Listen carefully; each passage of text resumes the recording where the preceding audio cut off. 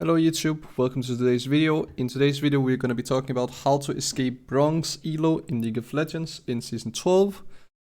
I made a series called How to Escape X Elo in Season 10 on my YouTube channel, where I basically made a YouTube series where I talk about how to escape iron, bronze, silver, gold, plat and diamond elo.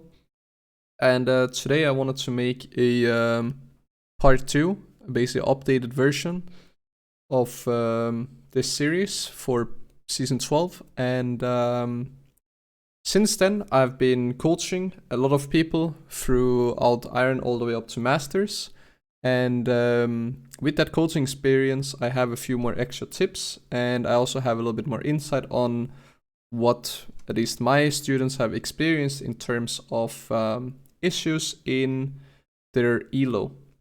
Now, if you want some specific tips for you in your games and how you specifically can improve, you can order coaching sessions through the link in the description. But yeah, let's just jump right into it. So I went to my Discord and asked my community for a bunch of OP.GGs, either from previous students, current students, or just my community as a whole. And I have a bronze OP.GG now that we will take a look at. It will not be a traditional OP.GG review. This is basically just to give me some information and give you guys a specific picture of what are common mistakes that you might also see in bronze elo. So I've typed some stuff down that are a little bit more general, and I'll go through that first, and then we'll go through what this specific type of player could potentially improve at. So the first thing I typed is DuoQ, and the reason why is because if you play with a duo, then it's simply a lot easier to have a person relying on, and it just makes the overall experience a lot more easy, because in general low elo games are very chaotic and a lot of fiestas are happening. But if you have a DuoQ, you have a little bit more control over the game, and that way it is maybe slightly easier for you to carry. Now the next thing is I typed ward more throughout the game, and this is because I see a lot of lower elo players. Sometimes they buy all the way up to 5 controllers, but sometimes they buy 0 controllers for multiple games. So in some games they'll buy 5 controllers, then they'll buy 2, but then they'll have a series where they're buying too few controllers. So instead of being very inconsistent, just buy 2 to 3 controllers per game and just basically use them for division. Now another thing that I've seen is that people in low elo, even if they have vision, now they rarely put vision, but even if they put vision, they're really bad at utilizing their minimap. So this means that you can look for a lot of ganks and basically a lot of rotations if you're a laner onto the different lanes, because they won't really have a good understanding of wave management. So they will be pushing when they shouldn't be pushing, and they will not pay attention to the minimap or what's happening close to them, meaning that you can actually force a lot of fights and you can gank a lot simply because that people are not using their minimap a whole lot. So try to look for a bunch of ganks, basically get ahead through ganks, go through rotations, go through fights that you can win, and force a bunch of those type of fights, due to the fact that people just won't really be able to see it on the minimap. They won't really follow, they won't really pay attention to it before the fight is already over. So you can use that to your advantage, but as well, this is also a tip for those who are not good at warding or not good at utilizing their minimap. Pay extra attention to what's going on, just to either play more safely to avoid getting ganked, or to rotate yourself if something is happening and you can affect that type of play. Then the next thing is I said focus on early game, and the reason why is because you don't need to get 3-4 kills in laning phase in order to be fed. If you have a 30 CS lead, then you're actually also fed, and it's a lot more consistent for you to get a 30 CS lead in low elo than it is to go 4-0 every single time. Therefore I recommend on focusing on the early game, focusing on how can I get ahead, can I set up like a freeze, can I just out farm my opponent straight up, can I just zone him And again, can I just rotate and get fed by rotating to a different lane or ganking a different lane rather than just power farming the entire game? So look for those types of leads in the early game, because there are a lot of mistakes that are being done in the early game that you can punish. And then that way you get ahead. And once you're ahead, then you just focus on objectives and trying to close out the game so that you can end the game fairly fast. The next thing I typed is never give up. And the reason why is because people in low elo are really bad at macro, especially in mid and late game.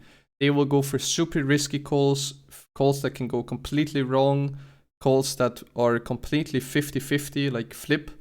And if you just punish one or two of those plays, especially with the bounty system, you're basically back in the game. So never FF. I know that this is like a mentality that a lot of people get annoyed by, but if you are all 5 players, so meaning that no one disconnected, then you can actually win the game. So if it's a 5v5, even if you're behind, the enemy team will throw at some point. It's just you trying to figure out when they're doing that mistake and making sure that you punish it. Because the enemy team will not play the game clean enough that there's nothing that you're going to be able to do before they end the game. No, in every single situation in low elo, people will throw due to bad macro. You just need to make sure that you can identify whenever they're doing a bad call and then punish them for it with your team. So yeah, those were the more overall tips that I have. Now, if we take a look at this guy. So this guy is bronze 1 with 55% win rate, and he was previously bronze, iron, bronze. And he has really good KDAs overall on more or less all of his champions. So this is an ADC player. So this means that he is more or less just playing ADC, but he does have a few support games, which in my opinion he should avoid. So if we take a look at his season 12, he's played a total of 19 different champions, which is a lot higher than what he should be playing. He should be playing, I would say, 3 to 4 champions at most, and then just keep playing those. But instead he's played 19 different type of champions, which means that, oh, here he lost 3 games in a row, or not in a row, but with different champions, and same thing goes for here. Here he loses a bunch, right? All of these losses could have been completely avoided by just not picking these type of champions and sticking to the champions he's normally playing. As well as the fact that he's playing some support, some jungle, little bit of everything, but mostly he's playing EDC, which is good. So he's sticking to one lane for the most part, and that's good. But when I take a look at an OP2GG like this, and I see these high KDAs, but the win rate is only like this, and the elo is bronze 1, then the issue is that this player plays extremely safe. Now, this is not traditionally a thing in lower elo, that someone will play this safe all the time, but you should, if you have these amount of KDAs, but you're not really winning all that much, or if you're lower elo, you should try to look to fight a little bit more and not just play safe the entire game, because with these KDAs, you should have a lead over your opponent and you should look to play aggressive. So this means that you basically should be fighting a bit more due to the fact that you are ahead just from these KDAs. Then on top of that, then once you have these 100 games, which is a fair amount of games, and he will eventually get silver because of just how he plays right now, is really close. But in order to get silver a little bit faster, I would just pick out the 4 best champions from top 7. So I'll pick out Senna, I'll pick out Jinx, and then I'll pick out Tristana, and then I'll maybe also pick out Caitlyn. I'll pick those 4 champions, and I'll ditch Jhin, Kai'Sa, and Ezreal, and I'll just stick to these 4 champions due to the fact that he is performing the best on these 4 champions. And then that way he will just have an overall higher win rate, because the lowest win rate he has right now is 59 on Jinx, but all the other ones are 67, 67, 71. So his win rate would actually be above 60%. And if he just played those 4 champions, he would actually already be in silver. So the bigger champion pool you have, the slower your progress of climbing actually is. Therefore, I recommend just those 3 to 4 champions in one lane and learning those champions. But generally speaking, this player is pretty good for bronze elo, and he's playing pretty safe, a little bit too safe, but if he does play it a little bit more aggressive, he for sure could climb. And just by the way that he's playing now, if he just plays like 150 games, then I mean he will already be like mid-silver, and yeah, then he is doing generally just fine. So those would basically be the tips that I would have for bronze.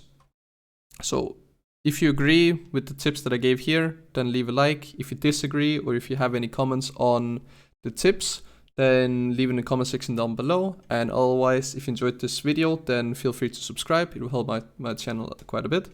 And then otherwise, hope to see you guys in my next YouTube video or on my next live stream on Twitch. So thank you for watching, and I'll see you next time.